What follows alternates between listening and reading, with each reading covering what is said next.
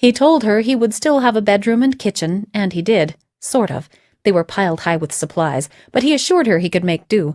At least the sink, kitchen range, and refrigerator were where he could get to them. That and his bed. While they were moving his things, she couldn't help but notice the picture he kept on the nightstand next to the bed. It was a picture of the two of them, taken one snowy afternoon at the Flagstaff campus. They had built a snowman, and Tanner had handed the camera to a passerby to snap the picture. Tanner seemed a little embarrassed when he realized Catherine had seen the picture, but she liked the idea of him keeping a reminder of their good times. Catherine climbed out of bed and pulled on her robe. As she did, a dream she had awakened from lingered in her mind. She had dreamt of a ritual that had first started on a warm spring morning when she and Tanner were students together at NAU. Tanner had been walking her to class that morning, and they were just passing the science building when Catherine felt a sudden urge to remove her shoes and walk the rest of the way barefoot across the lawn. She remembered now how Tanner had laughed at the suggestions, but she chided him into doing it with her. What fools they had made of themselves, but they didn't care. A tradition was born, and they seldom used the sidewalks again. From that morning on, wherever they went on campus together, it was more often than not done barefoot over the lawn. Catherine reasoned it was seeing the picture of her and Tanner in his apartment that had triggered the dream. It was just something silly she hadn't thought of in years. Once showered and dressed, Catherine looked over her new apartment. She'd be needing several things before she could set up real housekeeping, but she needed to buy a car before she could go shopping. She knew Tanner had to report back to work this morning, but maybe tonight she could ask if he would take her around to a few lots looking for one. She couldn't afford anything new, but she did want something nice, maybe a Honda Accord. She heard a rap at the front door and wondered who it could be. She figured it was probably someone looking for Tanner, since the word likely hadn't gotten out that he had moved next door. She stepped to the door and opened it. "Tanner!" she gasped at seeing him. "I thought you went to work." He grinned. "I reported in by phone, and when I learned there was nothing hot pending, I asked for the day off. I was wondering, would you like to go for some breakfast?" This brought a memory of another breakfast 8 years ago, the one at Denny's. Was Tanner remembering too? "Breakfast sounds nice," she said. "Let me grab my purse." "I was thinking of Denny's," he said before she had time to step away from the door. "There's one just down the street." Catherine rolled her eyes but didn't let him see. "Denny's is perfect," she replied. When she returned with her purse, it was to see him wearing a devilish grin that was a dead giveaway he was on the same wavelength as her with this Denny's thing. "They have great hot cakes and eggs," he said. She shook her head. "You really do have a remarkable memory, Tanner."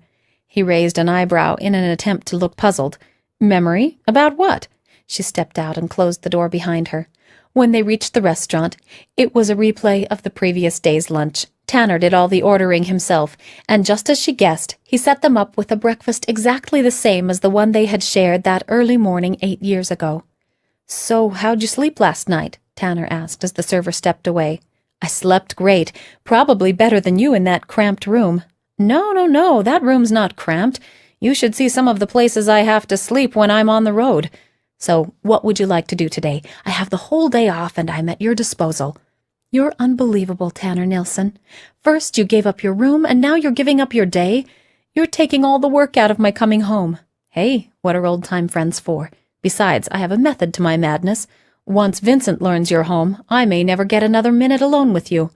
The mention of Vincent's name caught Catherine's interest. Of all the men she'd ever known, Tanner, Vincent, and Ned were the only 3 she'd ever thought of in a romantic way. When she was in college with Tanner and Vincent, she had bounced back and forth between the two so often she sometimes felt like the pendulum on her dad's grandfather clock. In the end, it was Tanner who had won her heart, but she wasn't so sure she had ever really let either of them know that for sure. "What's going on with Vincent?" she asked. "Did he ever marry?" "Vincent? Married? Come on, Katie. What woman in her right mind would ever marry Vincent? Have you forgotten the way he used to hound you for your attention?" She hadn't forgotten, but she didn't think it would be wise to admit it. "So, what's Vincent doing now?" she asked instead. "Still working for his father, just like always. He wears 2 hats for the company. He's a vice president, as well as his father's personal pilot. Flies the old man all over the world in one of a fleet of company jets. Flies him around in a chopper, too, when the occasion arises." Catherine knew that Vincent's father was both owner and CEO of Wagner Aerospace, and she had always suspected Vincent would remain with the company. "So what about Corey?" she asked. "Is he still around?" "You heard Corey talking the whole time you were riding in my car," Tanner laughed. "I what?" The disc jockey on the radio, the one who goes by the name R.L. Dennison. That's our boy Corey." "Corey's a disc jockey? I thought he wanted to become an actor."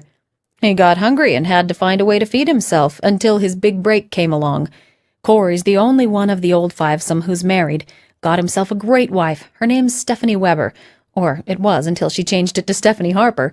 They met during an audition at a Hollywood studio where both were trying out for parts in a Disney film. Neither of them got past the interview, but that didn't stop them from taking up with each other and eventually falling in love. They have 3 daughters, Shelby, Cassandra, and Brittany." "Corey's a daddy. How fun! Does he still eat like he used to?" "Nah, you'd never recognize him. Stephanie put him on a diet and got him signed up at a gym." "You're talking about the same Corey we went to college with?" "Hard to believe, but true," Tanner assured her. Catherine sighed. "Sounds like most of our old group ended up doing just fine. If only things had worked out half so well for Brandon and Troy." Catherine wondered if this might be a good time to press Tanner for more details on those two. There probably would never be an ideal time, but this might be as good as any. "I heard Brandon disappeared the same night as the big graduation party," she said. "Yeah, after I dropped you off that night, I drove home to my apartment in Flagstaff. When I walked in, my answering machine was blinking. I clicked it on to find a message from Brandon. He sounded excited and concerned all at the same time. He told me he'd stumbled onto something big and wanted me to call no matter how late I got in. I tried reaching him for over an hour. I grew more concerned by the minute, so I got back in my car and drove over to his place. It was locked, but I was too impatient to wait for morning, so I picked the lock to find the apartment ransacked. I wasted no time calling the cops. All this was going on while I lay awake in my bed, crying my eyes out over the way I had decided to tell you goodbye before leaving for Melbourne the next day. My timing couldn't have been worse." Tanner went on with his explanation. "The next morning we discovered Troy's apartment was under investigation, and Troy was nowhere to be found. Once the blood-stained handkerchief turned up, Troy was under immediate suspicion. 2 days later, they found Troy walking along Highway 89 completely out of his mind. There was enough marijuana in his blood to put a horse in Never Never Land." "Marijuana?" Catherine gasped. "Troy would never have used marijuana or any other illegal drug." "Tell me about it. It was all part of the frame. Troy's story was never considered by the prosecution, even though Vincent's story supports it completely. Vincent gave Troy a ride home after the party. The problem was, Vincent drove off before Troy went inside." "Someone was waiting for him?" Catherine surmised. "Yeah. They caught him from behind and knocked him out with chloroform. Troy woke up locked and shackled in a dark room. He never got a look at his assailants. They shoved food and water through a hole in the door. He was there 2 days and refused to eat or drink anything. When he couldn't stand it any longer, he drank the water." "That's how he was drugged, with the water?" "You know that, and I know that, but the prosecution refused to accept it. Their contention was Troy got high on his own and murdered Brandon in his drugged state. Troy had little trouble passing 3 separate lie detector tests, but even those went for nothing. The prosecuting lawyer was a lowlife named Rowan Kentwood. Kentwood saw the chance to get a crime off the books, and to him that took precedence over guilt or innocence.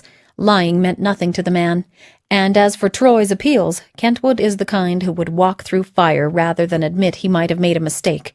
Catherine felt ill just thinking about it. "Where is Troy now?" she asked. "In the Arizona State Prison at Florence. I try to visit him at least once a month. It's sad seeing him like that. But I have to hand it to the guy. He's overcome his bitterness. He still proclaims his innocence, but he hasn't let prison drag him down. He's actually earned himself a law degree in the years he's been there." "A law degree?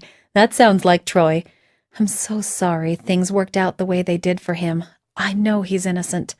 "I'll prove it someday, Katie." For some reason, last night's dream came back strongly to her mind, and Catherine felt impressed to relate it to Tanner. She shook it off. Telling him about the dream was an outlandish idea. All it would get her was laughed at. "You never did tell me what you'd like to do with the day," Tanner reminded her. "You might as well take advantage of my being free. Tomorrow I might be off to Italy or who knows where, all part of my job." "I really hate to—" Tanner held up a hand, cutting her off mid-sentence. "I'll pretend I didn't hear that," he said. "Now, what was it you wanted to do?" "What's the problem?" Brandon pressed. "Why hasn't she mentioned the dream?" "She's a difficult one, Brandon, but I can reach her. I know I can. Just stand back and give me some operating room. This is going to take every ounce of skill I have." "What I really need is someone to help me find a car," Catherine said. "I can do that. What kind of car do you have in mind?" "I was thinking maybe a Honda Accord. I hear they're pretty good cars." "Yeah, they're good cars. I'm sure we can find you one." The server returned with their breakfast. Catherine picked up a slice of bacon and was about to take a bite when last night's dream came back stronger than ever. What was it about that dream that kept prompting her to mention it to Tanner? Then it hit her. It wasn't just that she wanted to mention the dream to him. She wanted to live the dream. "No," she said abruptly. "I don't want to look for a car. I want to make a run-up to Flagstaff. Is that an option on your list of things to do for Katie?"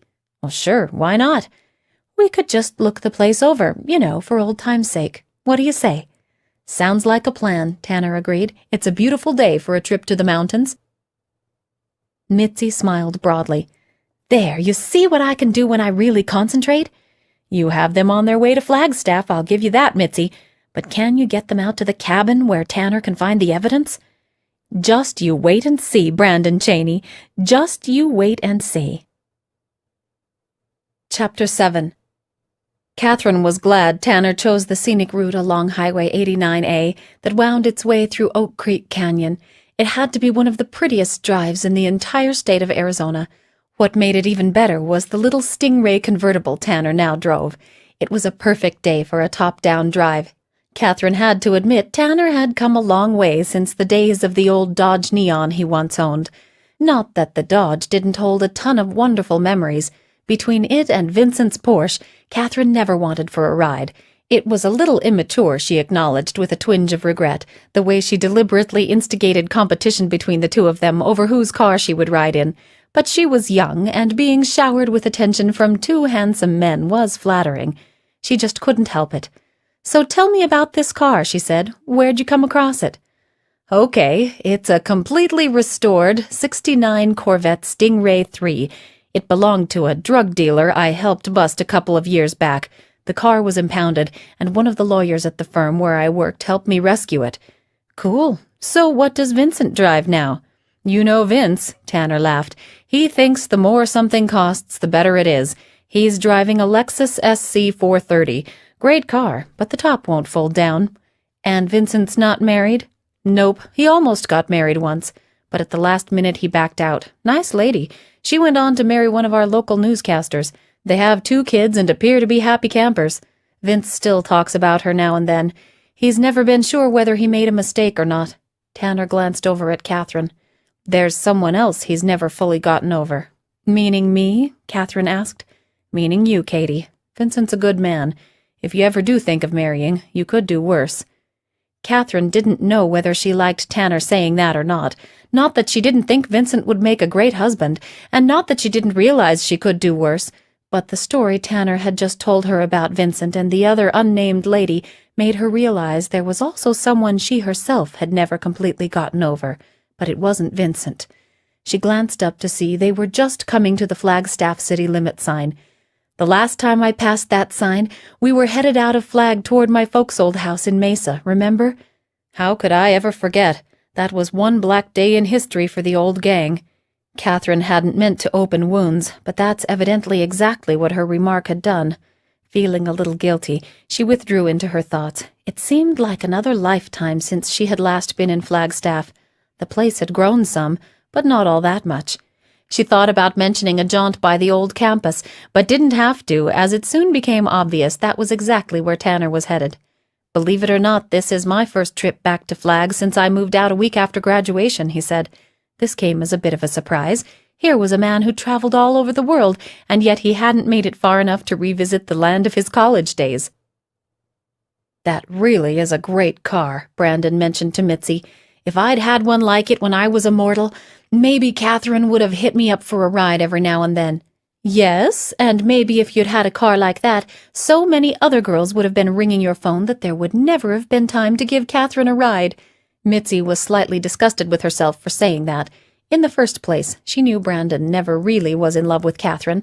The make-believe game of I Love Catherine was just that, a game he and his friends used to play. And even if he had been in love with her, why should it matter to Mitzi? It was none of her business. It was certainly stupid to allow herself the hint of jealousy she felt when she saw the way Brandon looked at Catherine. Crazy as it was, she did feel jealous.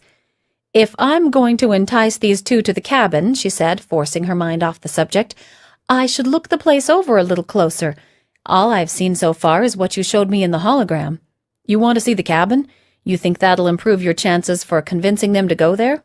I know it will, and this is the perfect time, while Catherine and Tanner are looking over the old campus. Okay, take my hand. Since I know the way, I'll drive." Mitzi smiled at the way Brandon put it. Angels didn't have to drive. They could do their traveling by simply thinking themselves from one place to the next. Holding Brandon's hand wouldn't help anything, but it was a nice gesture all the same. She touched his hand, and they were instantly there. "Wow," Mitzi remarked. "They call this a cabin? I'd call it more of a mountain mansion. This place must be worth a couple million. Probably more. But that's just petty cash for Zachary Wagner. It sure is creepy seeing the old place again. A hologram is one thing, but actually being here—" "Does it bother you because this is where you died?" Mitzi asked. "I didn't actually die here," Brandon explained. "They shot me, but it was just a superficial wound. The place where I actually died is a long way from this cabin. But this is where it all started, and yes, it is a bit creepy seeing it again. I almost wish I didn't have to go inside. I hate to tell you this, but the success of our assignment depends on you going inside, Brandon. It won't be that bad." "I know, but you have to understand. I was one of those guys who was squeamish seeing my own blood when I cut a finger. Even as an angel, I don't like looking at blood. It's just me, what can I say?" Mitzi's curiosity was getting the better of her. "If you weren't killed here, where did it happen?" "It was just a place. I'll take you there sometime, but not today. Maybe after our assignment is in the finished file." "Sure, but we do need to see inside the cabin. You mentioned Zachary Wagner. I take it he still owns the place?" "Yeah, he uses it to entertain prospective clients. I understand he's upped the security a notch since my little antic, and he's much more careful how he uses the computer now." "Upped the security? That might make it difficult for Tanner and Katie to get inside." "Don't kid yourself, Mitzi. Tanner can handle whatever security Zachary Wagner has installed. You should know that if you've been tagging along with him the past 5 years. "You're right. I just wasn't thinking. So where exactly are these clues we're supposed to lead him to?" "In Wagner's office, where I broke into his computer 8 years ago. There are 2 clues. One I left on purpose. The other was anything but my doing." From the way Brandon said this, Mitzi thought she knew his meaning. "Your blood?" she guessed. "My blood. I told you I was shot." "That was 8 years ago, Brandon. Would there be any trace left by now?" "Oh yeah, blood is hard to hide from someone as skilled as Tanner, even 8-year-old blood. He'll use what's called a luminol test." Mitzi was familiar with the luminol test, and she knew Tanner kept a case in his Stingray with the necessary equipment for the test. "I'm ready to see that office now," she said. "Shall we go in?" Chapter 8. Catherine and Tanner stood on the edge of the campus lawn, gazing across at the buildings on the far side. "Are you thinking what I'm thinking?" she ventured. He smiled. "A barefoot walk across the grass? Come on, I'll race you to the other side." Even with Catherine's head start, Tanner had caught up by the middle of the lawn. He grasped her arm and brought them both to a stop. "Remember the first day we ever did this?" he asked. "How could I not? Those walks were great fun." Catherine almost told him about her dream right then, but didn't. "So, what do you want to do after we're finished looking over the campus?" Tanner asked. "We could rent a couple of horses and go for a ride in the woods." "Tanner," she laughed, "I've been living on a ranch in Melbourne for the past 8 years. Sorry, but I've had all the horses I can stand for a while." "Let me ask you something," Tanner said, changing the subject. "Do you believe in angels?" "What?" she asked. "Why would you ask that?" "I don't know. I've just been having some feelings lately. Like now, for instance. I've got a feeling Brandon's nearby." Catherine paused for a moment. "You know, now that you bring it up, I feel the same way, too." "This is crazy. Brandon can't be here." "Well, why can't he?" Catherine asked. "You asked if I believe in angels. Well, I do. And I believe Brandon is an angel now. He could be here with us if he wanted to. I not only think he's here, I think he's trying to tell us something. What if Brandon, as an angel, wanted the 2 of us to team up and work on solving his murder? What if he even had something to do with us meeting at the airport the way we did?" Tanner eyed her skeptically. "I'm a man who deals with factual evidence, not the whisperings of an apparition. But I do somehow feel like Brandon is here, and that he's trying to tell me something about his murder." "So do I," Catherine said. "Do you know what gave me the idea for coming to Flagstaff? It was a dream, and I think maybe Brandon had something to do with my having the dream." Tanner turned silent and remained that way for several seconds. When at last he spoke, it was with a suggestion that caught Catherine's complete attention. "I want to drive up to Zachary Wagner's cabin, Katie. I don't know why, but I think Brandon wants us to look the place over." "Well then, we'd better be off." "It worked!" Brandon shouted. "You whispered to them and they heard!" Mitzi felt herself suddenly swept into Brandon's arms, where she was crushed into a hug. "You're terrific," Brandon yelled. "How would I ever have done this without you? Do we make a great team or what?" "We do make a good team, don't we?" she agreed. "I'll scope out the cabin," Tanner proposed, "after I get you checked into a room where you can wait for me." "You'll do no such thing. I'm not about to be shoved aside." "Be reasonable, Katie. This is what I do. You'll be safe in a hotel room. Let's get one thing straight. I will not wait in a room. I'm going with you." Tanner stood in deep thought. "I want your promise you'll do exactly what I say, just as long as what you say has nothing to do with keeping me out of the action." He sighed. "Agreed. Let's get started." Chapter 9. Tanner had been driving north on Highway 89 for about half an hour after leaving Flagstaff when the turnoff to Zachary Wagner's multi-million-dollar cabin came into view. The cabin was situated several hundred feet off the road, completely surrounded by a majestic stand of ponderosa pines. Tanner pulled off the highway and came to a stop at the entrance to the private road. Without a word of explanation, he got out and spent several minutes looking things over. When he got back in the car, he turned to her. "Do you still keep a journal, Katie?" "Every day, without fail." Tanner shoved his foot down and the car lunged forward. "Pray tonight's entry won't be all that exciting." The road ended at the cabin. "The place doesn't look much different," he observed, shutting off the engine. Catherine agreed. Tanner stepped out. "I want to have a look around to see what we're up against. I'm not sure what kind of security to expect. Hopefully a mountain cabin won't be high enough on Wagner's priority list to use anything too sophisticated." Tanner reached in the back seat and removed a black leather case. "Cop stuff," he told her, evidently reading the unasked question in her eyes. "You stay in the car. I'll be right back." Catherine reasoned they should have a search warrant, but if Wagner did have something to hide inside the cabin, a search warrant wouldn't be that hard to block. Legal or not, this was the way they had to do it.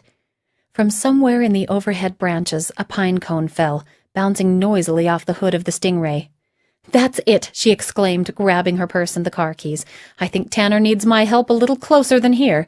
Jumping from the car, she hurried around the house where she spotted Tanner at an electrical panel. "What are you doing?" Tanner snapped. "I told you to stay in the car." "I must not have heard you right. I thought you said don't leave the keys in the car." "I didn't. Here they are." She handed him the keys. Tanner shook his head, then pulled a set of latex gloves from the black leather bag. "Put these on," he said, "and from here on out do exactly as I say." Tanner went back to checking the electrical panel. "The security in this place has holes big enough to drive a truck through," he said. "I'd have more trouble getting into Mom's old cookie jar than here." "What's with the electrical box?" Catherine asked. "This top part is the panel feeding electrical power to the whole cabin. The smaller part at the bottom is the controls for the security system, such as it is." As Catherine looked on, Tanner applied a set of jumpers to some terminals inside the box. "This system works on heat sensors," he explained. "The cabin will be laced with sensors in every room. If any one sensor detects body heat, a little transmitter in this box sends a signal to a remote location where security is being constantly monitored. What I've done here will defeat the transmitter. The sensors will still know we're inside, but they can't tell anyone." They rounded the cabin to the front door, where Tanner picked the lock. They pushed the door open for a look. Not much had changed on the inside either. "Now we try to retrace Brandon's steps from the last time we saw him the night of the party," Tanner said.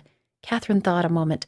"The last I saw of Brandon, he was standing next to the punch bowl. You and I were with him, and so was Corey. Brandon showed us his watch. Then we headed for the dance floor. That must have been just 20 minutes or so before we left the party." "Yeah, and when we did leave, Brandon was nowhere in sight." "I remember something," Catherine suddenly blurted out. I glanced at the stairs and saw Brandon going up them. I remember thinking he shouldn't be doing that." "You saw Brandon climbing the stairs?" Tanner asked. "Yes, I'm certain of it. But why would he ignore Vincent's warning about going up there?" "That's a good question," Tanner remarked. "Maybe the answer lies somewhere upstairs now. Let's have a look." "Have you ever seen the upstairs?" Catherine asked. "No. Vince was always protective of that part of the cabin." "Well, I have. Once when Vincent and I were on an afternoon drive, he got a call from his father. It was about a phone number Zachary had scribbled on a pad in his office. He needed the number right away, so he asked Vincent to get it for him." "You were in Zachary's office?" "I was, and I know exactly where it is." "Was there a computer there?" Catherine knew Brandon was a computer nut. If anything could have tempted him to go upstairs, it would have been a computer.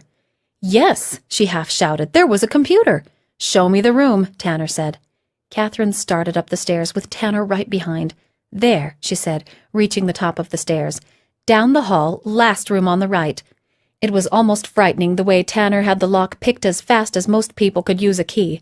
The inside of the room had changed some since she had last seen it, but not much. The computer was obviously a newer model, but it was on the same desk where the old one had been. She reached for the light switch. "No," Tanner said, grabbing her hand. "I disarmed the primary alarm, but there could be a secondary alarm tied to things like light switches. I'll raise the blinds to give us some light." After raising the blinds, Tanner's next stop was the computer. "I'm betting this is where Brandon disappeared to," he remarked. "Even if Zachary had his computer password protected, Brandon could have been in it faster than it would take him to spell his name backward. Are you thinking he might have discovered something on the computer to put his life in danger?" "Yep. And that makes Zachary a prime suspect in my book. I've always had a bad feeling about the man, but I've kept it to myself for Vincent's sake. Vince thinks the sun rises and sets on his father. He'd never believe the man could do any wrong. It almost makes me wonder if—" "You're not hinting you suspect Vincent of any wrongdoing?" Catherine gasped. "You don't know how much I want to believe otherwise." Tanner removed a spray bottle and a battery-operated light from his bag. "Let's take a look and see what a luminol test might uncover." Catherine was confused. "Shouldn't you start by checking the computer?" "Two reasons for not doing that. First, it's not the same computer. And second, I'm guessing this computer is connected to a network. If I were to power it up, chances are it could alert someone at another station." "How am I doing?" Mitzi asked excitedly. "Fantastic," Brandon assured her. "Next, you have to get Tanner over to that wall with the luminol spray. That's where he'll find my—you know. I hid a computer disk there, too, one with enough information to hang Zachary Wagner out to dry. Look, right there in the crack between those two logs. See it?" "Yes, I do see it. Now all you have to do is get Tanner to notice it." Mitzi studied the situation carefully. Tanner was right in front of the computer, about 3 feet from where he needed to be. She still wasn't sure Brandon's blood would show up after all these years, but why should she doubt? If the computer disk had remained hidden all that time, maybe Brandon was right about some celestial help being involved. "All right, Mr. Nilsson," she said. "I know you don't believe in me, but that's never stopped you from listening to my suggestions. I want you to concentrate on that wall to your left. There's something hidden there you need to find. Part of it you can find with that luminol spray.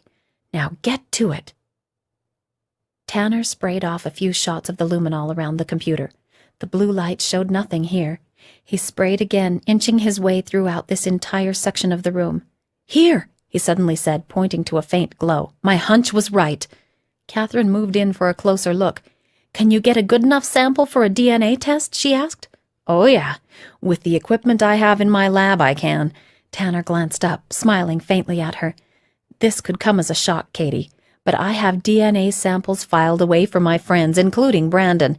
You never know when my samples might come in handy. Like now, for instance." "You keep DNA samples?" she gasped. "On me, too?" "Yeah, along with your fingerprints and a sample of your hair. I take my occupation seriously." "You have samples on me? How did you—" "Hey, it was a snap. Hair from your comb when you didn't notice, prints from some movie tickets, and DNA from—" "From where?" she demanded. "Well, if you remember, you did kiss me on more than one occasion." "Lipstick? You got my DNA from my lipstick? How could you?" Tanner set to work gathering samples of the blood. He was just finishing when something else caught his eye on the wall next to him. "What have we here?" he asked, digging the computer disk out from between the logs. This was obviously hidden here on purpose. I'm guessing by the same person who fell here after being shot. You think if Brandon did find something, he might have copied it to a disk before being confronted by Zachary's men? That's exactly what I'm thinking, Katie. If someone shot Brandon, and he fell next to the wall, he may well have hidden the disk without being seen. It was crammed in there far enough that I barely noticed, even with my face right next to it. Catherine suddenly noticed a beeping sound coming from Tanner's pocket. "What's that?" she asked. "That's a signal we have trouble. We're about to have company, Katie. When I got out of the car at the private road, I set up a motion detector just in case. Well, guess what? Someone just set it off. We have to move fast. You go to the car and get it started. I'll grab my jumpers off the security panel to cover our tracks, then join you." Taking the keys from him, she ran for the car. She started it, then moved over to the passenger seat. Tanner showed up just seconds later. The car was in motion even before his door slammed closed. "Are we going to try and outrun them?" Catherine asked.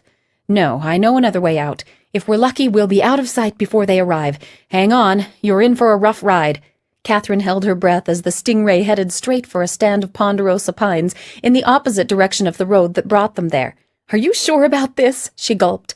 "I'm sure. We did it in Vince's Porsche once." Catherine said a silent prayer as the Stingray jostled over places a car was never meant to go. At last, they burst out of the trees and sped onto the flat surface of Highway 89. Tanner headed for Flagstaff with the pedal to the floor. "What about your motion detector?" Catherine called out. "Leave it.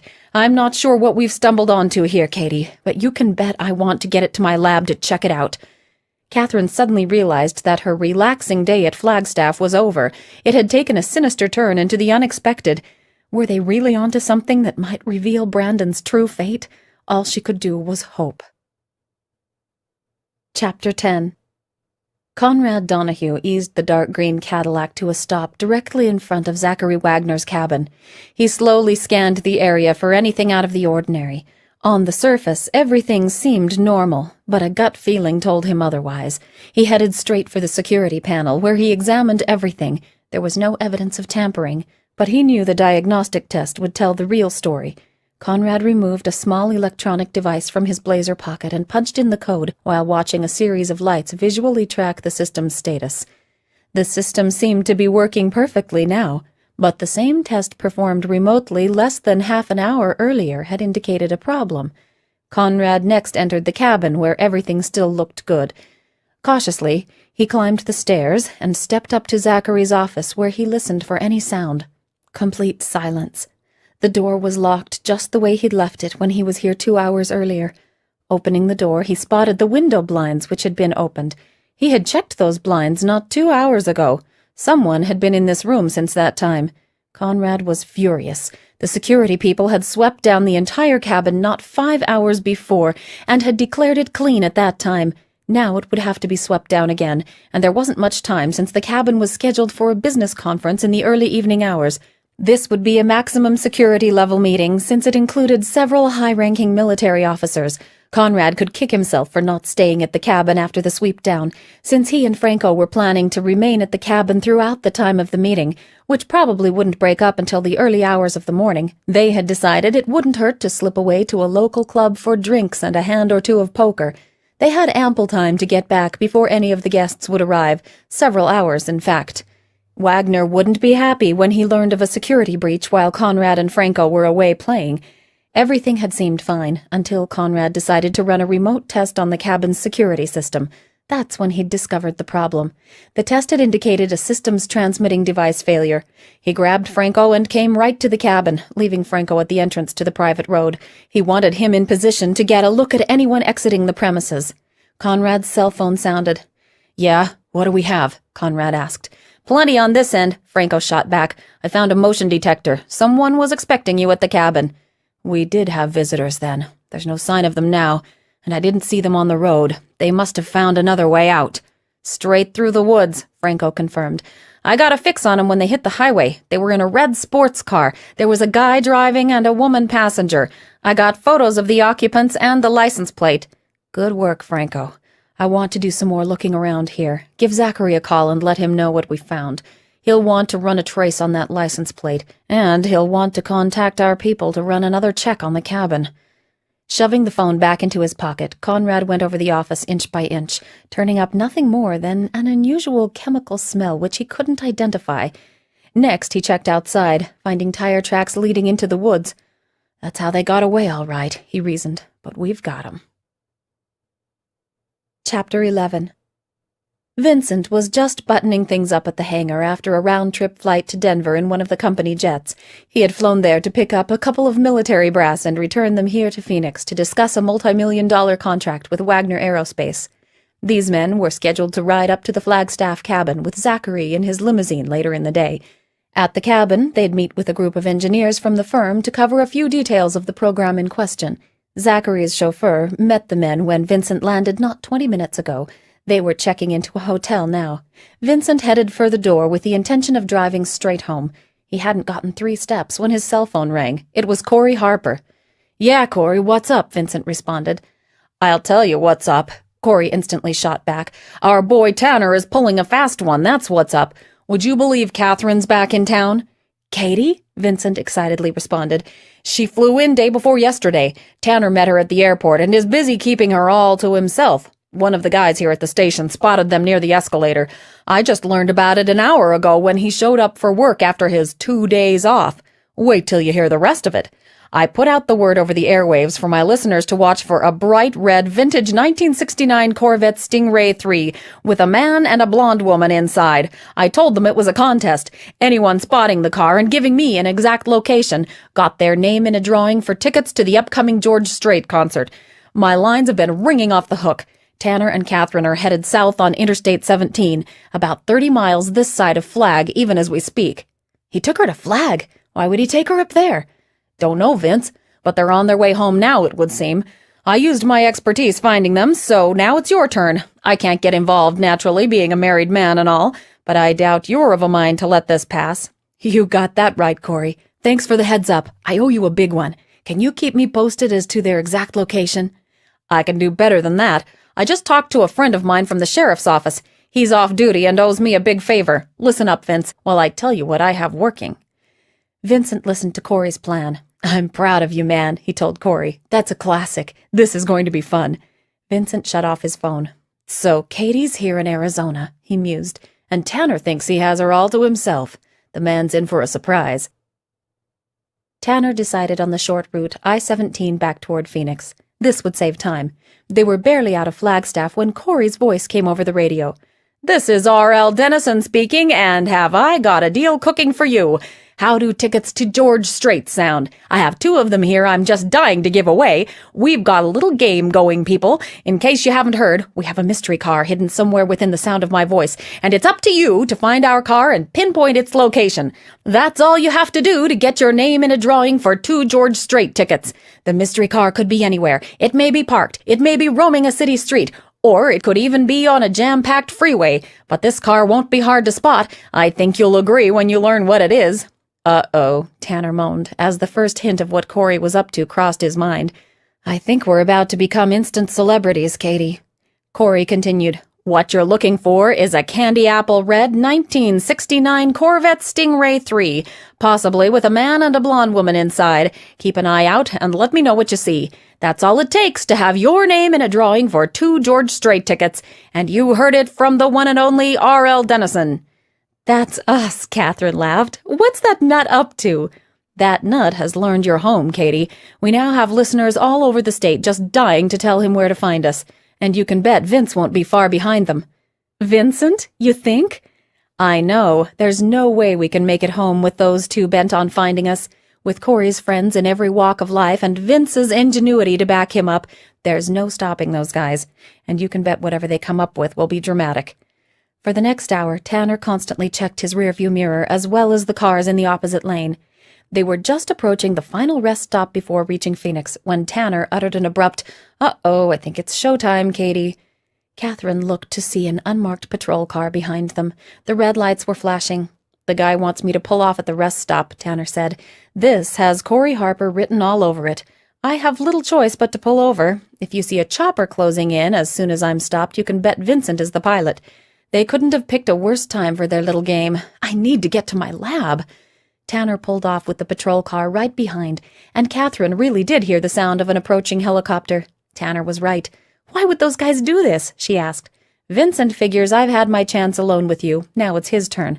I'm sorry to leave you in his clutches, Katie, but he's harmless. I figure it'll go something like this. I'll be handcuffed and given my rights. The charges could be anything.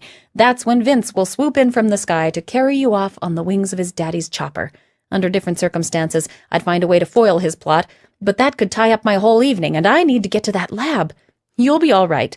He'll probably take you out for a great evening, then bring you home late. Knock on my door when you get in. I'll still be up running tests." "But what if the officer takes you to jail or something?" "Leave that to me, Katie. Just go with the flow and show Vincent a fantastic time. He deserves it for what it'll cost him later." The officer approached on Tanner's side of the car. "Please step out of the car." Tanner winked at Catherine, then turned back to the officer. "What's the problem? I know I wasn't speeding." "Out of the car," the officer commanded. "I can do that, officer, but first I want to hear the charge. What did Corey and Vince tell you to use as an excuse for this bust?" Catherine noticed the officer trying to hide a surprised reaction. "You're wanted on an outstanding warrant for driving on an expired license," he said. Tanner laughed. "That's the best those guys could come up with. I should at least rate armed robbery." Before the officer could respond, Tanner opened his door, stepped out, and assumed a spread-eagle position against his car. For a moment the officer remained frozen, but then stepped in and applied the cuffs. Moving to the patrol car, he opened the back door for Tanner, who got inside. The officer headed back in Catherine's direction just as the chopper set down not 20 feet away. "Are you Catherine Dalton?" he asked. "Yes, I'm Catherine. I'm sorry you had to be put through this, ma'am, but there's a friend of yours here to pick you up." "Vincent Wagner?" she guessed, causing the officer another start. "Mr. Wagner says you know him. He offered to pick you up so you don't have to go down to the jail with Mr. Nelson." Catherine grabbed her purse and stepped from the car. The officer escorted her to the chopper. On the way, she glanced at Tanner to see him holding up a pair of open handcuffs and a wallet. He winked at her, and she couldn't help but laugh. Tanner had picked the officer's pocket, and the man didn't even know it yet. "Katie!" Vincent shouted over the noise of the chopper. "Get in!" She did, and with the officer's help, he closed her door and she snapped the seatbelt. "Katie, Katie, Katie," Vincent said, moving the controls to lift the chopper off. "What are you doing in Arizona?" "I've come home," she smiled. "So where are you planning to take me?" Vincent laughed. "Tanner filled you in on my intentions, I take it." "Generally. Where are you taking me? I'm not exactly dressed for an evening out in this blouse and dockers." "You'd look good in a gunny sack, Katie. We're going to the Boulders Resort at Carefree." "No, not the Boulders. Not with me looking like this." The officer's mouth dropped as he spotted Tanner leaning against the outside of the car. "What the?" he gasped. "How did you—" "The how doesn't matter," Tanner explained. "What does matter is we get this little mistake of yours swept under the rug before it gets carried away." Tanner handed the astounded officer's cuffs and wallet back to him. "I see you work for the Sheriff's Department, Officer Blake. I assume you're off duty, right?" The officer shook his head. "You're good, Nilsson," he said. "I've heard stories, but I never believed them till now. You know, Corey will make life unbearable for you if you ever mention this to a living soul. Your secret's safe with me on one condition, Officer Blake. I have a pending emergency, and I need to get to my apartment at 59th Avenue and Thunderbird the fastest way possible. A sheriff's escort would be real nice, and it would get you off the hook when revenge time rolls around." The officer laughed. "Sorry, pal, no can do. Like you say, I'm off duty. I've had all the pranks I can handle for one day. See you around." He got in his car and reached for the ignition key, then stopped, drew a breath, and looked back at Tanner. "My keys?" he asked. "An escort home?" Tanner countered. "I'll even throw in your service revolver," he said, handing the officer back his own gun. "You are good, Tanner. Give me the keys." Tanner made it home in just under 20 minutes. Chapter 13. There was no talking Vincent out of the Boulders. Catherine wouldn't feel comfortable at this haven for the rich and famous under the best of circumstances, but dressed like this— It was just after 5 when the chopper touched down on a section of lawn that doubled as a landing pad. Vincent secured the craft, and the two of them started for the dining room in a personalized shuttle. "I've already taken the privilege of ordering," Vincent explained as they approached their table. "The prime rib here is out of this world." It was obvious that Vincent hadn't changed. He was still the same take-charge-of-everything guy Catherine had known and loved throughout their college years. "So, fill me in," Vincent prompted, even before settling in his chair. What's been going on since you ran off to the land down under? I'm not telling you one thing until you assure me Tanner won't be spending the night in jail. He even had that figured out, eh? Vincent laughed. Jail wouldn't hurt him. Tanner should know better than to keep you to himself. How come you told him you were coming home and not me? I didn't tell anyone I was coming home, she replied. Tanner and I met at the airport completely by accident. Can you believe the luck of that guy? Are you really home for good, or will you be returning to Australia? My folks live in Australia, Vincent. Naturally, I plan to visit them now and then, but as for me ever living there again, I don't think so. Even though Catherine was worried about Tanner, she knew pleading his case with Vincent would only fall on deaf ears. Unless, of course, she told Vincent the reason Tanner needed to get home to his lab. Tanner hadn't said anything about her not telling him, but since Vincent's father was so heavily involved, she reasoned otherwise. What were you and Tanner doing in Flag? Vincent asked. We went there on a whim, she explained. We toured the old campus, then took a run by your father's cabin. You were at my father's cabin? Why? Catherine could kick herself for opening this door. Why had she mentioned the cabin? It had slipped out without her even thinking. Just for old time's sake, she responded. I'm surprised you got past security. My father has a high-security conference with a bunch of military brass scheduled at the cabin this evening, and he sent 2 of our most capable men up to secure the place. Catherine kept her answer simple. We weren't there very long, Vincent. Even if your men noticed, they didn't confront us. To Catherine's relief, he didn't pursue the issue further. She figured he'd be in touch with his men about it. She hoped Tanner had covered their tracks well enough, but she wasn't sure. Even though she didn't want to share all she knew with Vincent just yet, she did want to hear what he thought about Brandon's murder.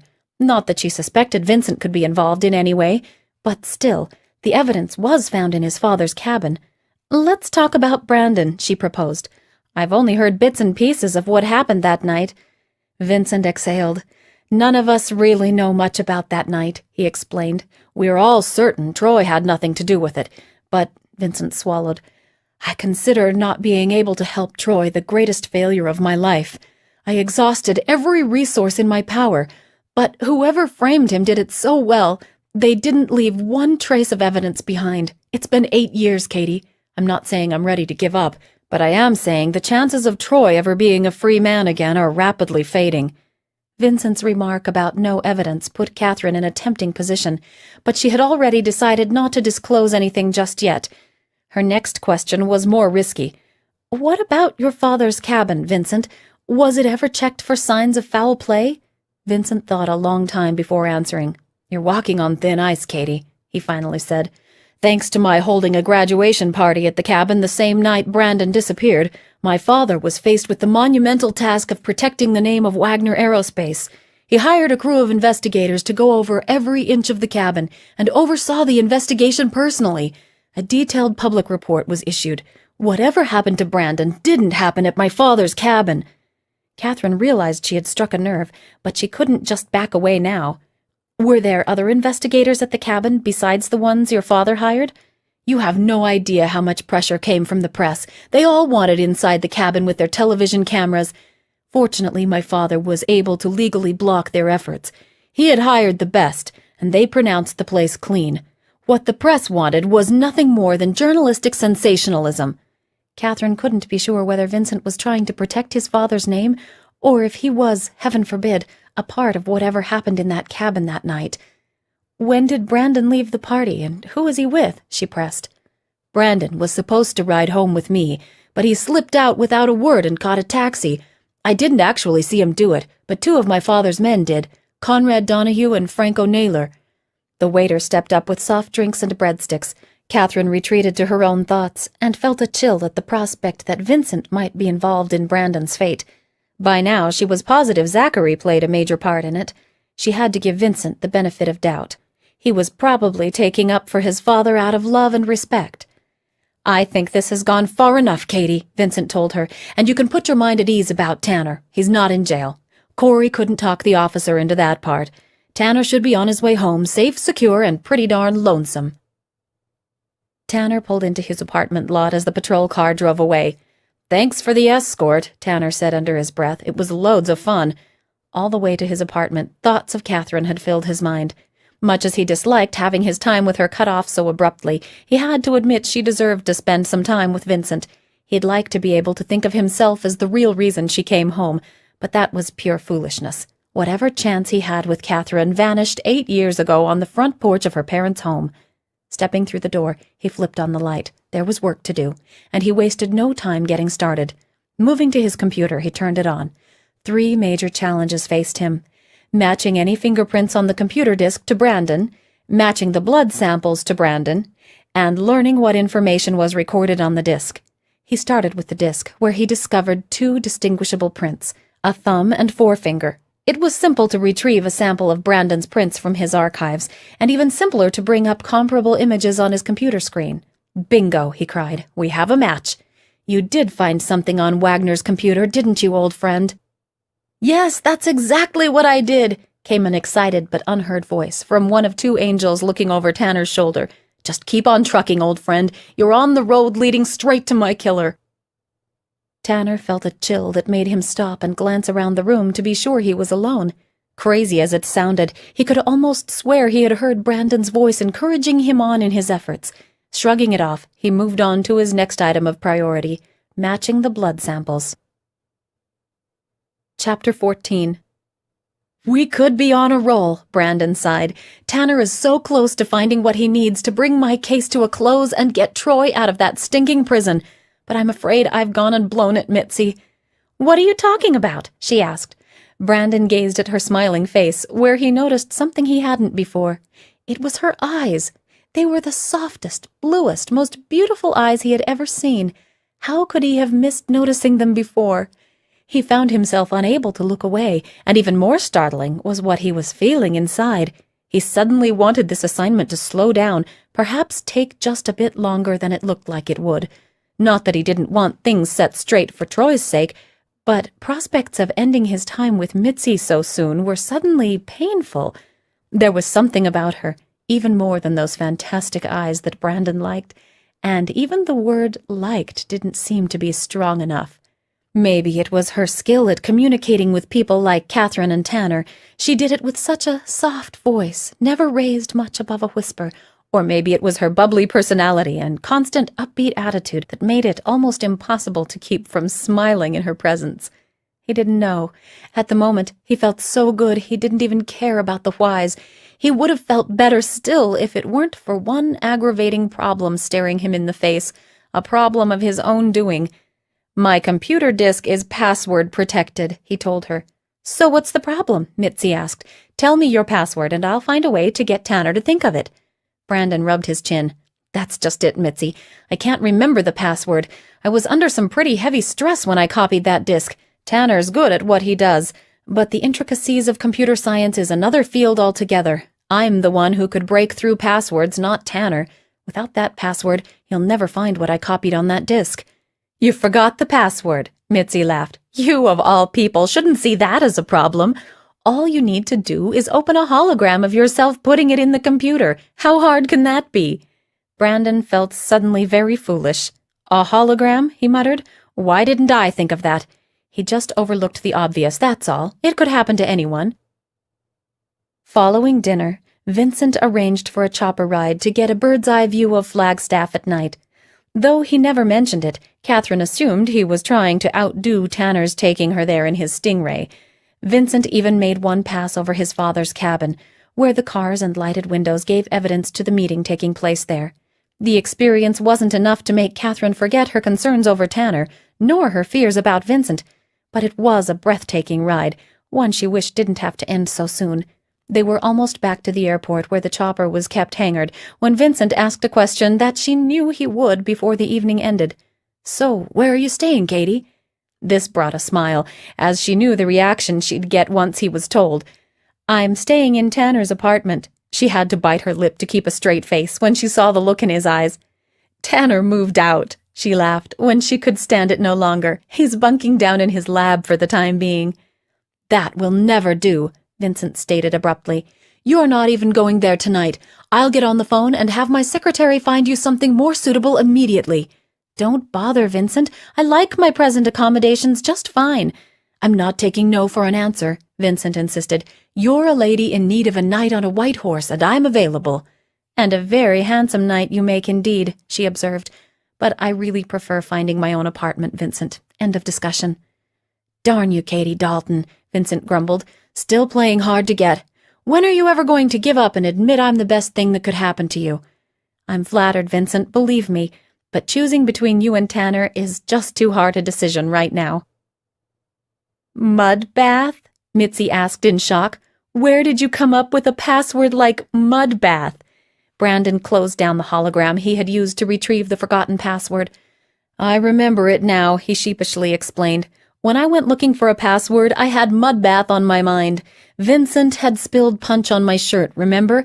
Well, what I had in mind for him had something to do with the muddy pond in front of my apartment. He was supposed to take me home that night. I think you can figure out the rest on your own. You were facing death, and all you could think of was getting back at Vincent? That beats anything I've ever heard. I wasn't facing death when I came up with the password, Mitzi. I was about to rejoin the others at the party. It was later, when I went back to the office a second time to make the call to Tanner, that my killers showed up. Well, this does present a bit of a problem, Mitzi observed.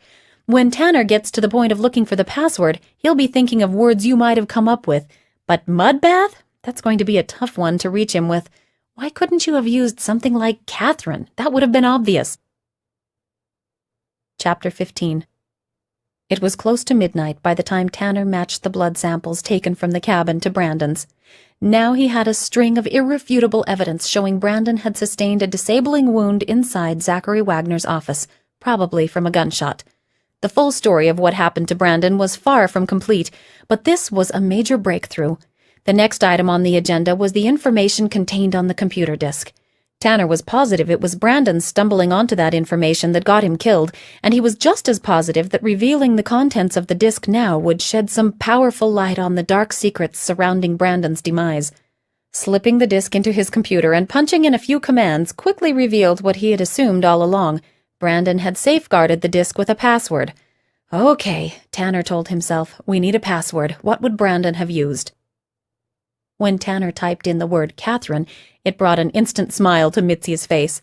She didn't have to say one word to Brandon. The way he refused to look at her was proof enough he knew exactly what she was thinking. So much for the obvious, Tanner said when the file refused to open. What could Brandon have used? There was a party going on downstairs. I wonder... He typed in one word after another with this thought in mind. Music, dancing, band, graduation, cap and gown. Nothing worked. Next he tried his own name, followed by Vincent, Troy, and Corey. Another dead end. Use your head, Tanner groaned in disgust. What would Brandon have been thinking about? Mud bath, Mitzi whispered in his ear. Type in the word mud bath. Blast you, Tanner Nelson, Tanner chided himself. This is no time to let nonsense words fill your mind. Think serious. It was pathetic. Tanner couldn't shake the one stupid word that kept repeating itself over and over in his mind. Pushing back his chair, he stood, walked to the refrigerator, and poured himself a cold drink of milk. He downed it, then closed the door to his office, and remained staring at his computer for several seconds. Still, that ridiculous word plagued him. There seemed only one way to get rid of it.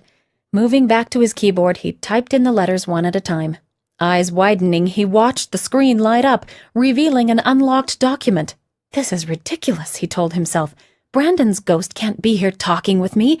But how else could I have come up with a password like mud bath? That's not even a real word. The document, Brandon shouted. Read the document. Never mind how you got the password. He's not listening to me, Mitzi. You tell him to read the darn thing. Mitzi smiled and leaned in close to Tanner's ear. Read the document, she whispered. It's what Brandon wants. Setting thoughts of ghosts aside, Tanner focused in on the document. He hadn't read a page when a wave of nausea washed over him. No wonder Brandon was so desperate for help in dealing with this. Tanner shot to his feet and slammed an open palm against his chair hard enough to send it tumbling to the floor. If I'd only stayed at that party another 10 minutes, I'd have been there when he needed me, Tanner agonized. Leaning down, he continued reading until he had finished the entire document. There's enough evidence here to put you away for the rest of your natural life, Zachary Wagner, he said, the words rolling angrily over curled lips. Even if I can't get you for Brandon's murder, I've got you for the very reason he was murdered. Tanner rubbed a hand nervously across his mouth as he considered what else this evidence might indicate. Could Vincent possibly be part of it? The thought made him ill. It would almost be worse than losing Brandon to the hideous crime in the first place. Vincent had to be innocent. Anything else was unthinkable. But even if he was innocent, there was no way to protect him from the fallout disclosing this information was destined to bring. Zachary Wagner was his father. How would Vincent react to Tanner, his own friend, using what he had in his hand to bring Zachary down? The sound of someone trying to pry the door suddenly pulled Tanner's attention away from the computer. Instantly, his instincts kicked in. It could be nothing, or it could be Zachary Wagner's men there to finish the job they started the night of Brandon's murder. Tanner moved quickly, knowing exactly what had to be done before the lock on the door could be defeated.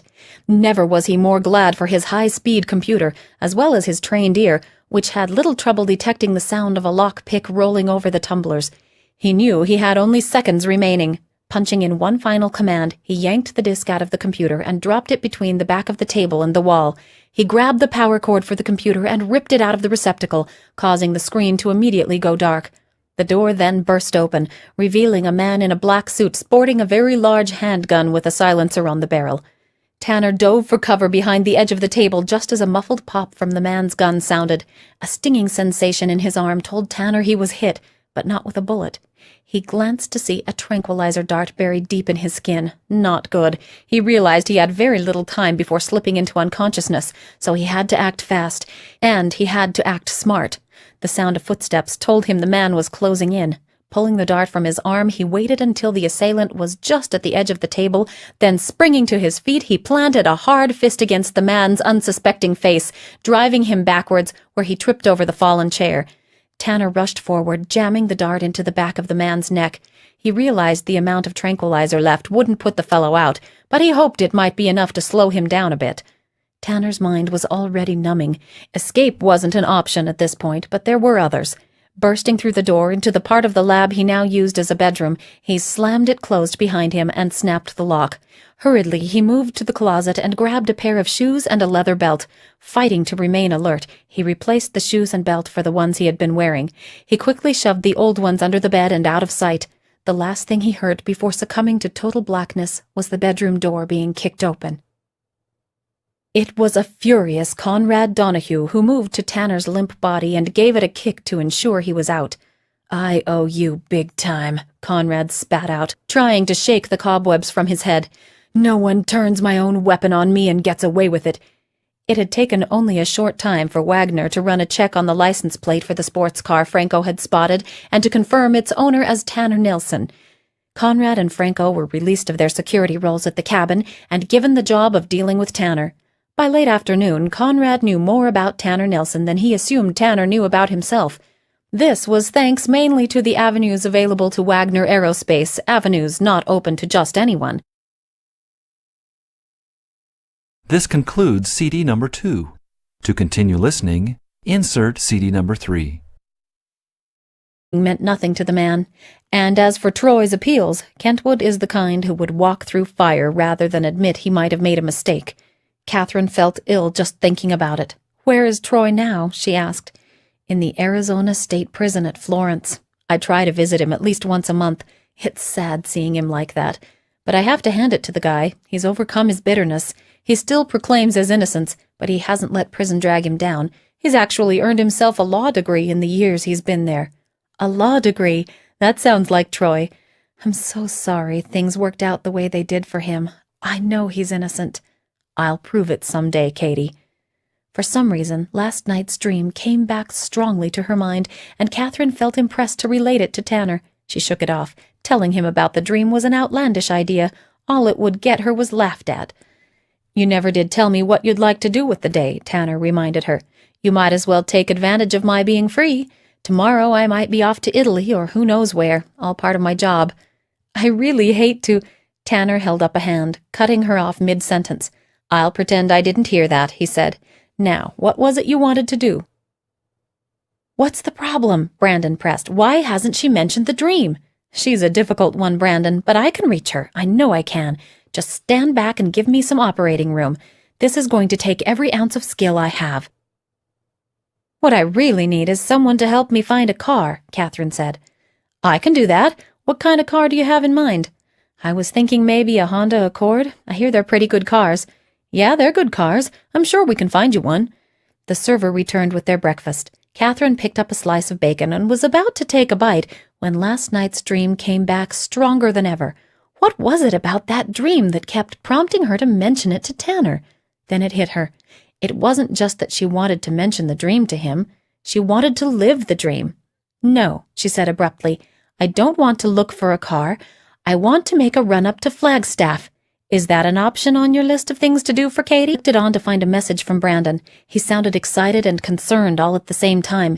He told me he'd stumbled onto something big and wanted me to call no matter how late I got in.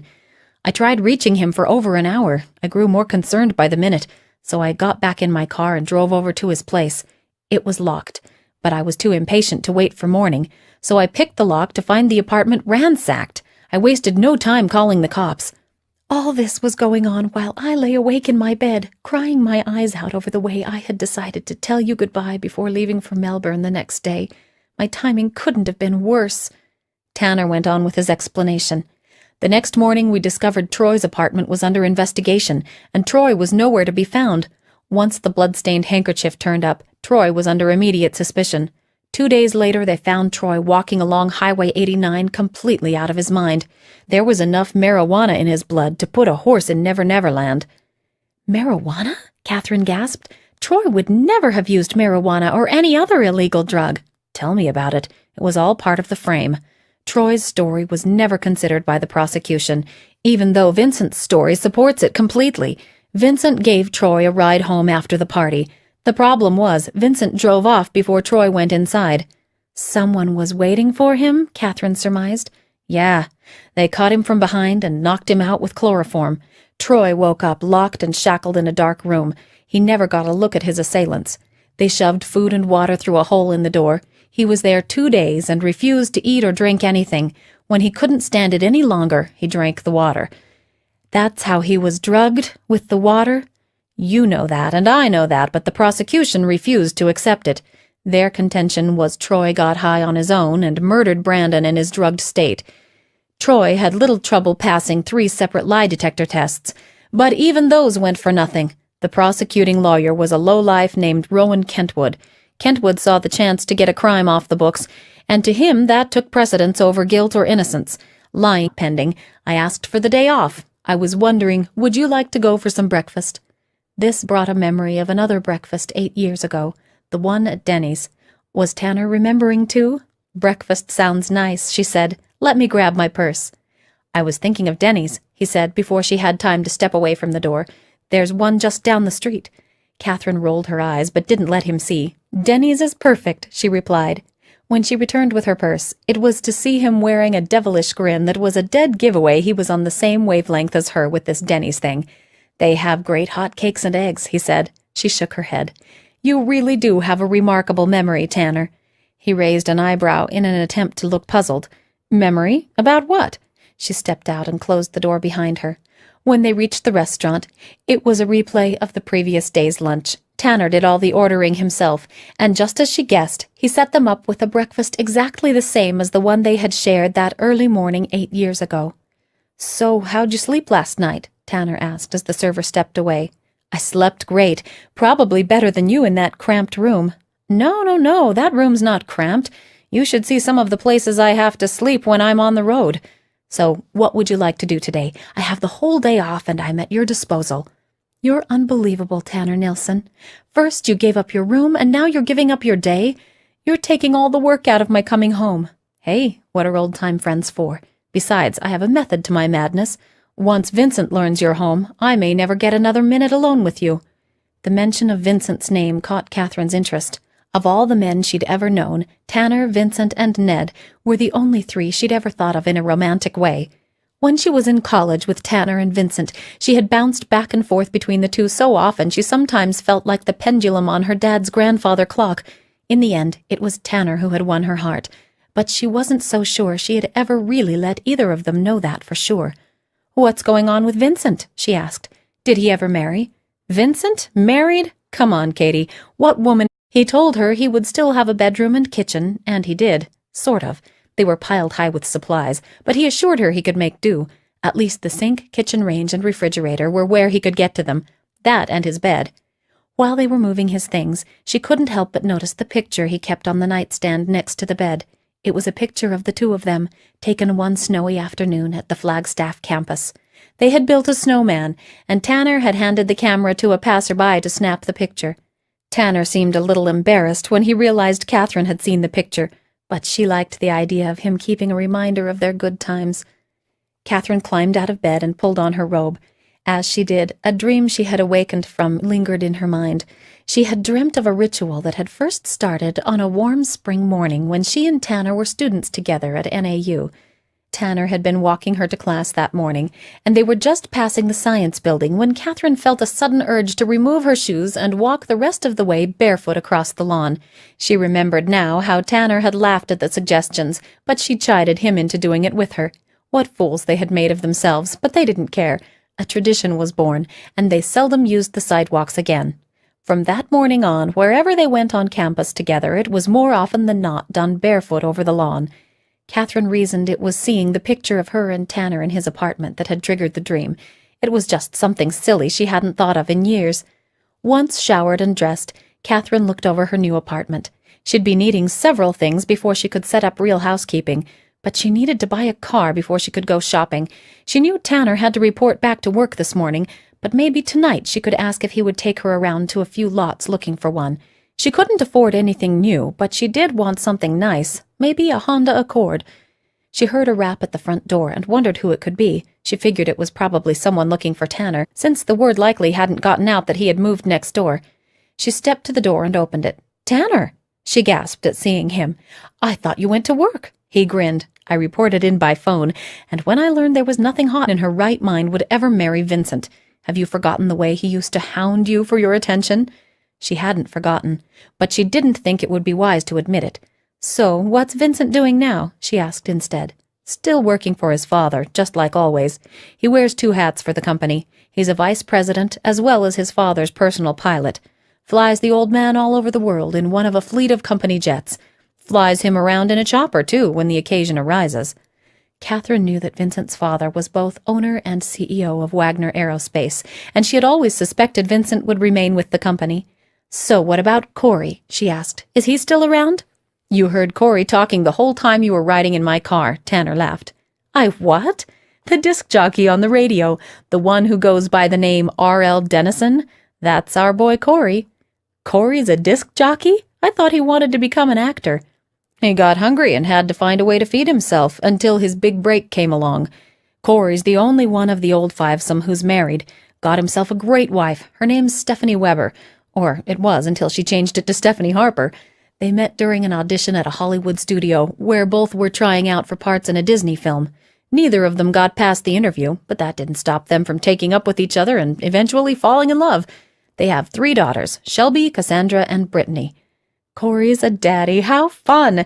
Does he still eat like he used to?" "Nah, you'd never recognize him. Stephanie put him on a diet and got him signed up at a gym." "You're talking about the same Corey we went to college with?" "Hard to believe, but true," Tanner assured her. Catherine sighed. "Sounds like most of our old group ended up doing just fine, if only things had worked out half so well for Brandon and Troy." Catherine wondered if this might be a good time to press Tanner for more details on those 2. There probably would never be an ideal time, but this might be as good as any. "I heard Brandon disappeared the same night as the big graduation party," she said. "Yeah, after I dropped you off that night, I drove home to my apartment in Flagstaff. When I walked in, my answering machine was blinking. I clicked